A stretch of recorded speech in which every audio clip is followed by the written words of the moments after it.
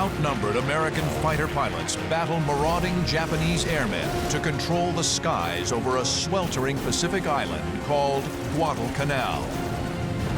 During a grueling 6-month slugfest, their combat in the sky will help decide the course of the Pacific War. August 7, 1942, America launches its first amphibious assault of World War II. Over 11,000 U.S. Marines storm ashore at Guadalcanal.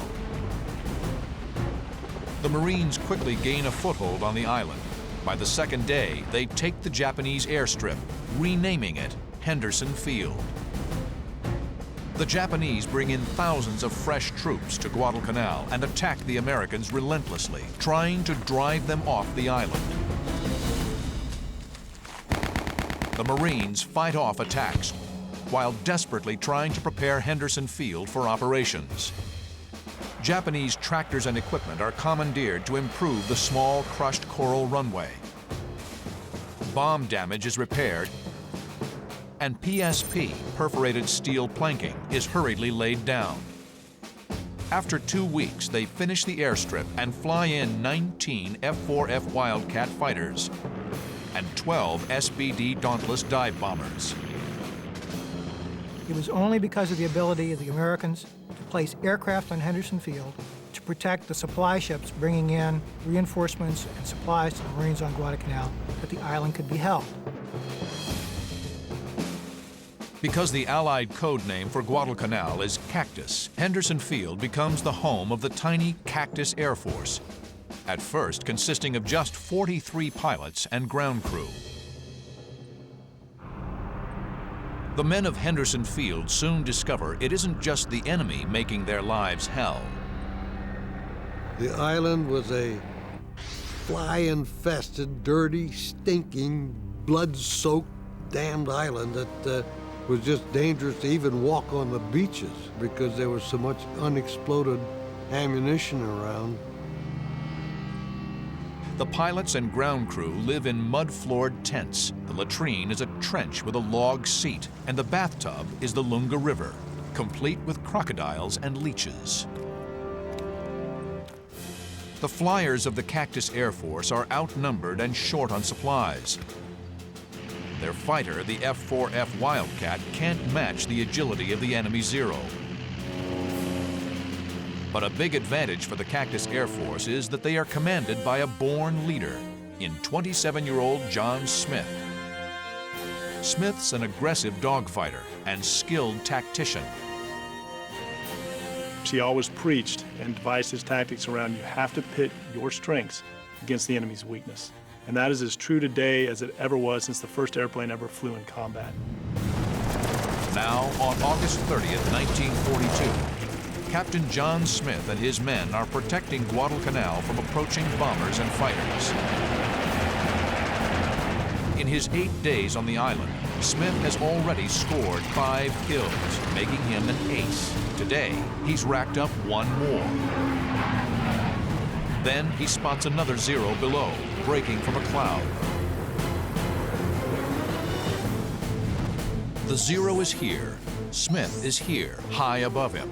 He plans to use the Wildcat's diving speed to try and drop behind the Japanese plane. Smith first rolls inverted, then dives. This creates positive G-force instead of negative G's.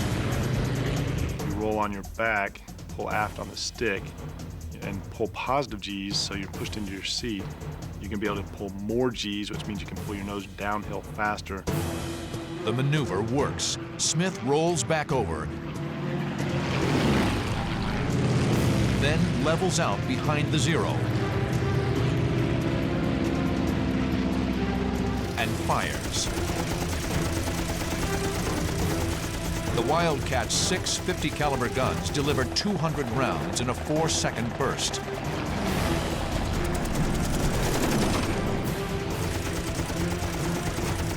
White-hot, phosphorus-filled incendiary bullets ignite the Zero's fuel tank. But as Smith arcs away from his second victim, the predator becomes the prey. A Japanese Zero closes in on Smith from dead ahead. High above the green jungle canopy of Guadalcanal, the planes converge at over 600 miles per hour. Think of a high-speed game of chicken going directly at your target, and no one wants to flinch, because if you flinch, you become defensive.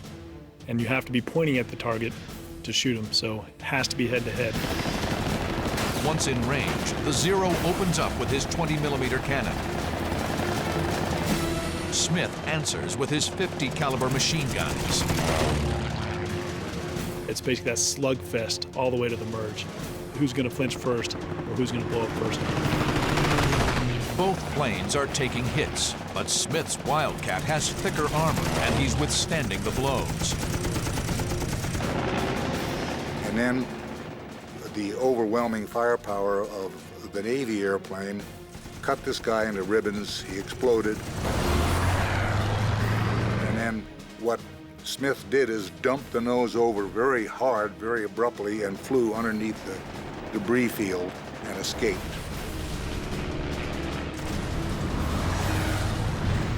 The Zero has made a fatal error. He fought the Wildcat's fight.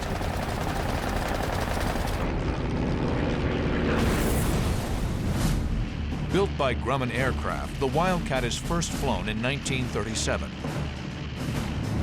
The rugged plane features cockpit armor and self-sealing fuel tanks. These tanks are coated with layers of rubber that expand and reseal if they're punctured. The Wildcat faces the most famous of all Japanese aircraft, the deadly Mitsubishi A6M3 The lightweight Zero can outturn and outclimb the Wildcat, a lethal advantage in a dogfight. But its thin armor protection and lack of self-sealing fuel tanks means it can't survive a slugging match with the tougher Wildcat. Essentially, in fighter versus fighter combat, the difference between the Wildcat and the Zero is the difference between a battle axe and a rapier. They can both be effective, but they're used somewhat differently. The Zero is faster, more maneuverable, and can outclimb the Wildcat, while the Grumman is tougher, more heavily armed, and can outdive the Zero. Wildcat pilots in general would want to avoid the turning fight with the Zero. That would not be their fight. The Wildcat with its 650 cal machine guns, heavy body armor, heavy armor around the engine cowling, preferred head-on attacks, frontal attacks, and it would just basically plow through that Zero.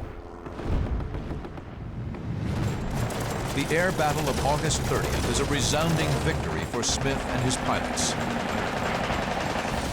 They shoot down 14 of the 22 attacking Zeros.